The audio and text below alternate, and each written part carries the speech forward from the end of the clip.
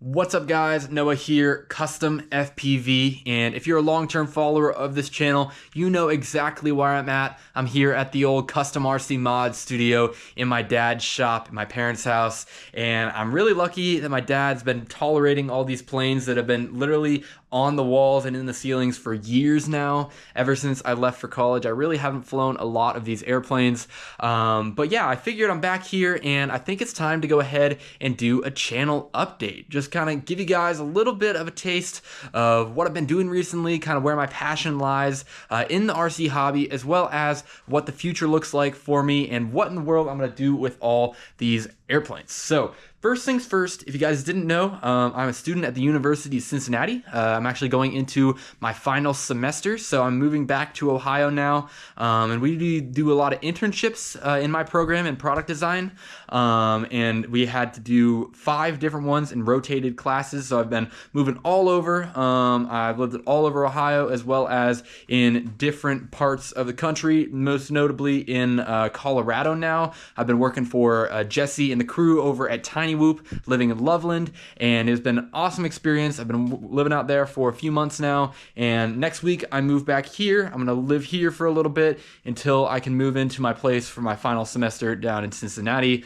But yeah, I've been doing a lot of Whoop stuff, as you might have known if you're subscribed to my channel. I've been going to a lot of races almost weekly, at least for this past few months. I really like how the FOCO FPV crew up in Fort Collins does their weekly races, and I'm able to get a lot of stick time in. I've also been doing a lot of flying with my roommate, which is Nightwing, Peter. You guys might know him. He's a super popular Tiny Whoop pilot and influencer in the community. We've been had an absolute amazing time together. Actually, just 2 days ago, I was out near Leadville, out at a long-range spot, and we were flying Stratosurface together, which was an unforgettable experience, as well as doing some 7-inch. I'll post some footage over here just to kind of show you guys what I was up to, but that was so cool. I actually shipped my Stratosurfer that you guys have seen on the channel in the past out to Colorado, put iNav in it, put a GPS on it, put DJI FPV on it, and made it an awesome cruiser, and I'll hopefully have some more of that footage to show a little bit later, but it was an absolutely unforgettable trip, and I'm really glad that we made it out and did some long ranging. So yeah, I've been doing that. Obviously, you guys know I am consumed by the Whoop stuff at this point. It's been really awesome. I love Whoops just because they're so accessible. They're so easy to use. You can fly it in a room just like this one, or even smaller. You can race in here. I've gotten into 5-inch racing, as you guys know, but the biggest thing with that is that you have to find a dedicated location to go out and fly, which is just really difficult sometimes. So Whoop racing is where I've stayed, especially as a college student who has varying amounts of space depending on my living arrangements. As for the airplanes here, it's been, obviously I haven't really flown them too much. I think I flew the EC-1500 once or twice. I flew the Cessna back there once or twice. But other than that, none of these airplanes have been flown since I really started college. So I figured this week I'm going to try to do at least one video, if not more, of taking a few of these airplanes, throwing a battery in them, binding up to my radio, and seeing what happens. Clearly, I have nothing to lose at this point. These airplanes have been just sitting here and beginning to kind of warp as time has shown its age on these planes. So I figured, let's take this FPT Bronco, slap a battery in it, see what happens. And I think it'll be really fun. So stay tuned for a video like that coming out very, very soon. If not this week, I'll at least have it out sometime in December while I'm actually living here. And obviously, I don't think that every airplane is going to fly that great. I might crash a few of them, but oh well, that's just fine. I'll probably end up going ahead and taking all the electronics out and maybe doing a giveaway or something like that with those parts. But yeah, it's going to be something really cool, and I can't wait to get back to making plane content. I just bought a new GoPro. I bought a head strap for it. We're gonna make videos just like the old days. It will be really, really fun. As for my future plans, I'm pretty sure I'm gonna stay in touch with Whoop racing mainly, stay within the Whoop community. I actually just got a new DJI O3 setup, and I have that in my 7-inch long-range quad, 5-inch freestyle quad, and a 3.5-inch 250 freestyle quad. So I want to do some more FPV adventure style videos. It's not just all about the race that I'm going to, but more just about exploring a new place through the lens of FPV. That's one thing that my time out in Colorado has really taught me, is that the perspective is something that's totally different in every single place that you might travel, whether that just be a downtown, small town area, or whether that be an epic long range spot in the mountains. It's going to be an awesome experience to fly at FPV. I've done a lot of gorilla whooping with Jesse and Nightwing, where we go out and just fly out in like an urban area and kind of see what happens, you know, dive some buildings, buzz some heads, you know, try to keep it as safe as possible and make sure that everybody's cool with it. But it's been an awesome experience, and that's really what I want to show on this channel. So expect some videos from my recent trips. I was actually just out in Poland competing at PTW6, the largest tiny whoop race in Europe, and I was able to get second place behind Nightwing. Can't beat him, but I can get darn close and obviously make it the finals. And, you know, this is a 70-person race, so I'm pretty happy with my result overall. But I did a full vlog of that with this GoPro, so expect to see that coming out sometime soon. I just got to edit it down a little bit. I also went out to Vegas and out to Sacramento with Dan and Peter, and it was a really good time. I think I have some clips of that I want to show as well, so you'll see some videos like that coming out here soon. But yeah, I just want to go ahead and quickly run through all the planes that I have right now, and if you guys want to see me fly a certain plane first in my rotation, please go ahead, shout it out in the comment section below, and I'll try to do that one at the top of my list.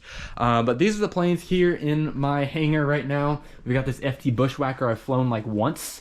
Right here, I've got an Edge 540 I've also only flown once because it scared me because the rates were so high. This FT Explorer's been through the ringer. As you can see, I actually hit a pole with it. That might have been like a... Nah, I'm not totally sure what that was, but it was a sharp corner of something and got the nose all beat up. I got the tri-motor FT Bronco here with those really cheap Amazon A2212 motors, but we got 3 of them in 10-inch props. This thing's a pretty fun plane. I've also got the Simple Soar up there as well. It's got a A2212 motor on it with a 9-inch prop, it looks like. This Concorde doesn't have any electronics in it. It's actually the one that I flew in all the videos I made about it, but I do want to make this again, maybe on 6S. It will be a little more powerful and a little bit more fun to fly. It was just really hard to get up in the air because of the EDF and the weight and just the length of the plane. It didn't have a lot of elevator authority. Over here I have my FT Arrow, and actually while I was out in Colorado I did build another FT Arrow that I want to get flying, but this one's the one I have at home, and this one is really old and it's had so many flights under it, but it's still a really good performer. I recently pulled the Crossfire receiver out of there because I don't have my Crossfire module anymore, and I think I'm going to replace it with an Express LRS receiver, but I don't have that with me, so I unfortunately can't fly that unless I swap some other receiver I have laying around into it. This Recruit has been through the ringer, as you can see here. I don't know if it's ever going to fly again, but it does have good electronics in it, so I might have to go ahead and use those for a different build. The Simple Stick has some sort of motor issue, so it might need a replacement. It's also kind of falling apart, as you can see. I think this servo is busted as well, so I don't know if I'll be flying that. Both of my Hobby Zone micros there, the UMX Sport Cub S and the Champ, unfortunately are pretty much done for, and I don't know if I'll ever be able to fly those again, but we'll see, you know, never say never, I guess. But up here we have my Spitfire, and this one is the last remaining Warbird. I think I gave my Mustang away to FPV Gaps, and my P40, unfortunately I crashed it a few years ago, so I don't have that anymore.